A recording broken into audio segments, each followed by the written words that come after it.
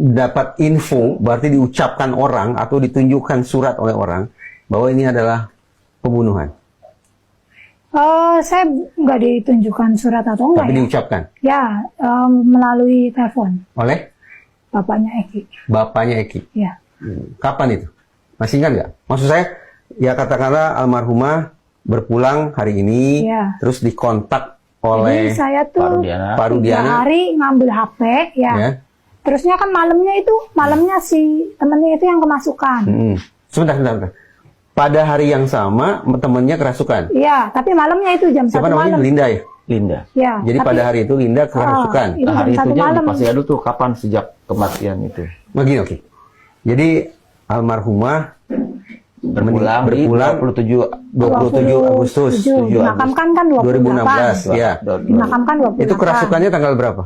28, 3 hari, 28. 30 atau 31 lah. Oh, beberapa hari kemudian. Ya, setelah dimakamkan itu kan 3 harinya tuh. Berarti saya mundur dulu boleh ya? Tentang temannya ini namanya siapa tadi? Yang kemasukan Linda. Linda pernah ke sini? Kalau saya bilang dia pernah ke sini atau enggak, saya juga lupa, Pak. Cuman berarti sebelum kejadian itu, ada temennya almarhum adik saya itu datang ke sini 2 orang. Yang satu gemuk, yang satu kurus. Cuman kalau yang gemuk itu suka sampai depan pintu, kalau yang gemuk. Nah, kalau yang kurusnya itu dia diem di motor. di situ? Ya. Nggak mau turun maksudnya? Ya, cuman saya sepintas itu lihat badannya memang kecil seperti Linda ya. Itu Linda? Ya, saya tidak tahu karena dia posisinya nunduk. Tapi badannya itu sama kecil. Nah, pertanyaan saya begini. Selama almarhumah masih ada, Linda ini teman akrabnya bukan? Saya nggak tahu juga. Okay. Karena kan yang saya bilang, dia tertutup semenjak SMA itu dia tertutup, Pak. Jadi Linda ini siapa, sekolahnya di mana, tinggalnya di mana, keluarga nggak tahu? Nggak tahu.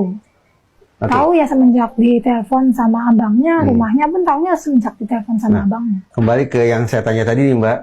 Maaf ya, kata pembunuhan itu berarti Mbak dan keluarga dapat pertama dari Pak Rudiana. Ya. Terus siapa lagi orang yang pernah mengatakan atau mengucapkan kata pembunuhan itu? Hanya Pak Rudiana. Oke. Yang berikutnya boleh nggak ya saya tanya? Tapi kalau nggak mau dijawab nggak apa-apa. Karena almarhumah ini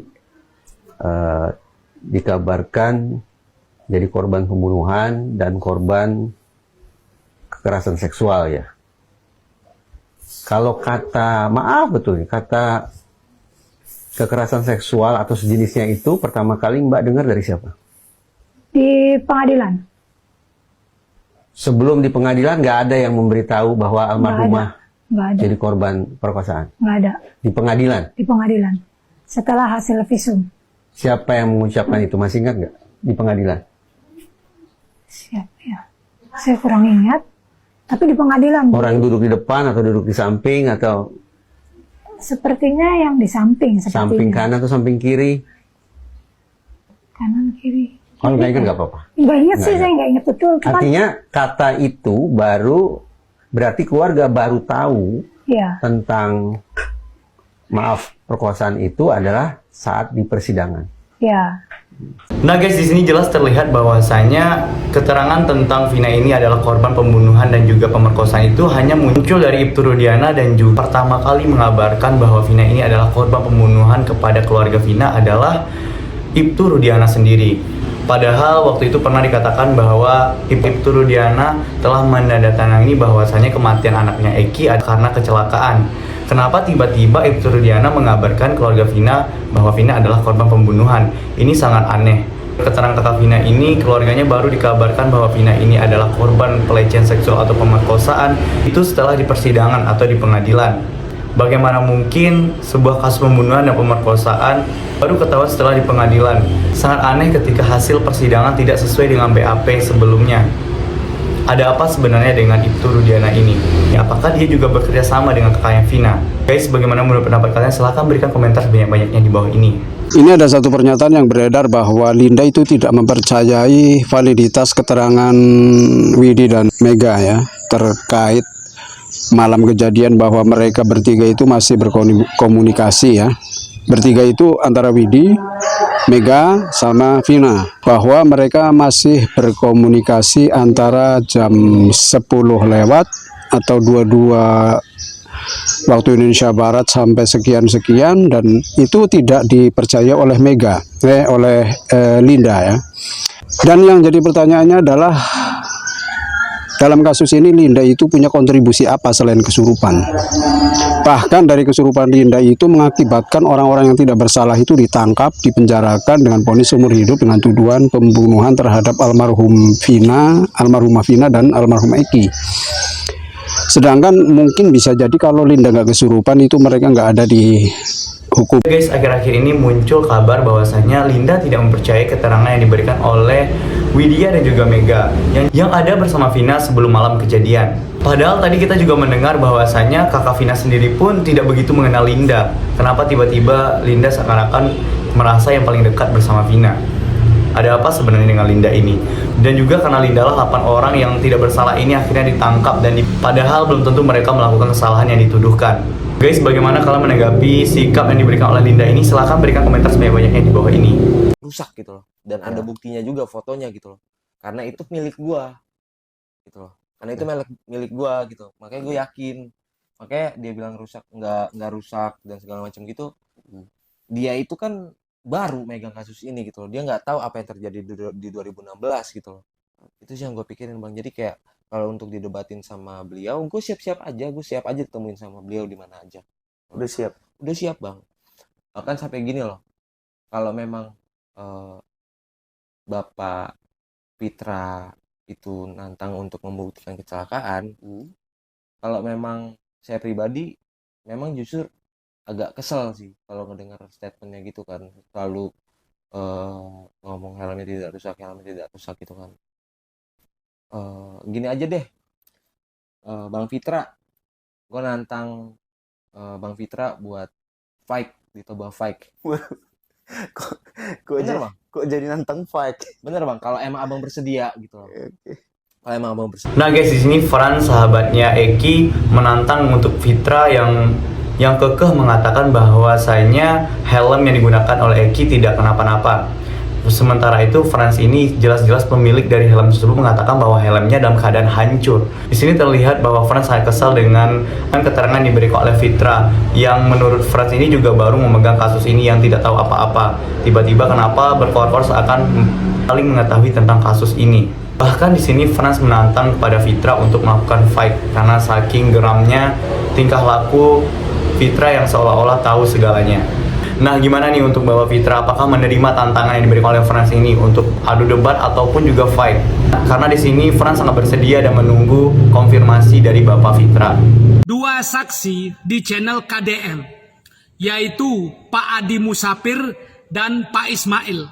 Ya, jadi kemarin kan itu Pak Musafir itu diwawancara oleh KDM. Di sampingnya ada Pak Ismail. Ya, dan saya percaya nggak percaya ya, ini bagi saya kocak gitu loh, lucu dua saksi ini.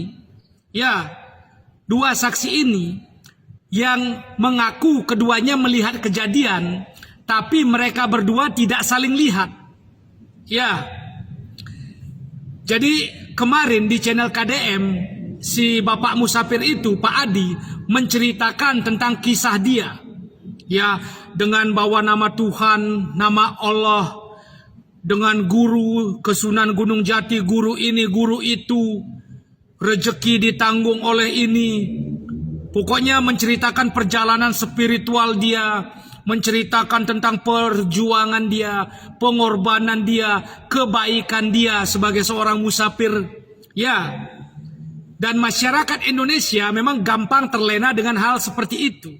Ya, dan saya akui hal seperti itu ada. Ya, namun yang saya bahas di sini bukan tentang Pak Musafirnya, bukan tentang Pak Ismail yang sederhana itu, namun kesaksian mereka itu yang penting, karena itu yang kita bahas di sini, kasus Pina. Ya, dan beberapa kali sudah saya cek ya, dalam keterangan Pak Musafir itu tidak ada Pak Ismail. dalam keterangan Pak Ismail, Pak Musafir itu tidak ada waktu tempat kejadian itu. Ya, tapi mereka tetap dipakai. Itu saya nggak habis pikir. Ya, jadi begini, akan saya jelaskan kronologinya, versi mereka, ya, dengan bahasa yang mudah, sehingga kita semua bisa paham. Jadi begini, waktu kejadian itu kan Pak Musafir mau makan. Dia megang nasi bungkus pemberian orang. Gerimis sambil mencari tempat berteduh. Ya, Pak Musafir pegang nasi bungkus. Kemudian dari kejauhan, arah seberang, dia melihat Eki dan Pina. Kemudian katanya ngebut, apalah. Kemudian nabrak tiang, kecelakaan, jatuh. Eki dan Pina jatuh. Otomatis logikanya dia yang megang nasi pasti tidak akan makan, tapi pasti melihat matanya langsung melototin Eki dan Pina karena jatuh. Nggak mungkin dia makan, pasti melihat kejadian itu, pasti fokus 100% kepada Eki dan Pina. Ada apa itu, siapa yang jatuh, bagaimana kondisi korban, pasti dia tahan, makanya pasti matanya melihatin Eki dan Pina. Pak Musafir itu yang jatuh, ya, yang Eki Pina jatuh pasti dilihatin, fokus. Setelah fokus, menurut Pak Ismail, kemudian datanglah dia. Orang yang waktu itu kata dia cuma dia yang di sana, nggak ada orang lain. Datang Pak Ismail, kemudian Pak Ismail bilang kurang lebih sekitar 5 menitan, dia melihat kondisi Eki dan Pina yang terbaring. Ya, logikanya 5 menit itu lama banget untuk melihat orang merintih. Oke lah, saya kurangi waktunya menjadi 4 menit. Oke, saya kurangi menjadi 3 menit. Oke, saya kurangi menjadi 2 menit. Oke, saya kurangi jadi 1 menit. Ya, saya korting jadi 1 menit. Anggaplah Pak Ismail datang 1 menit melihatin Eki dan Pina terbaring. 1 menit pun itu lama untuk melihat orang seperti itu. 1 menit itu lama loh, melihatin orang jatuh seperti itu. Nah, kemudian logikanya Pak Musafir yang tadi melototin Eki Pina pasti melihat Pak Ismail dan Purnomo. 1 menit pun pasti melihatin melototin Eki Pina. Pak Ismail datang melototin Eki dan Pina. Pak Musafir yang dari kejauhan pasti melihat Pak Ismail dan Purnomo. Harusnya melihat Pak Ismail dan Purnomo. Namun di sini dalam cerita Pak Adi Musafir ini tidak ada Pak Ismail. Karena menurut warganet ini kesaksian yang mereka berikan tidak sinkron dan tidak sejalan. Dan sepertinya warganet ini masih mempercayai bahwasannya Vina ini adalah korban pemerkosaan dan juga pembunuhan. Guys, bagaimana menurut pendapat kalian? Apakah kalian setuju dengan warganet ini? Atau kalian lebih setuju bahwasannya Vina memang adalah korban laka lantas? Silahkan berikan komentar sebanyak-banyaknya di bawah ini. Nah guys, itulah perkembangan informasi dari kasus Vina Cirebon ini. Bagaimana menurut pendapat kalian? Silahkan berikan komentar sebanyak-banyaknya di bawah ini. Kami dari YouTube Biasa TV mengucapkan terima kasih dan sampai jumpa.